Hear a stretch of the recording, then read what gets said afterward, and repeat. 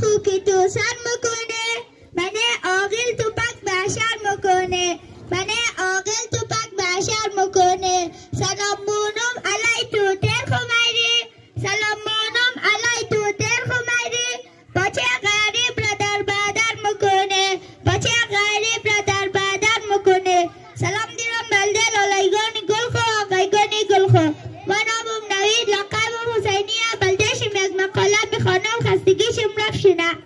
فرهنگ هزارکی یکی از فرهنگ‌های قدیمی نیاکان کشور ما است. فرهنگ هزارکی زیباترین فرهنگ جهان است. مردم افغانستان به فرهنگ‌های هزارکی علاقه زیاد دارد.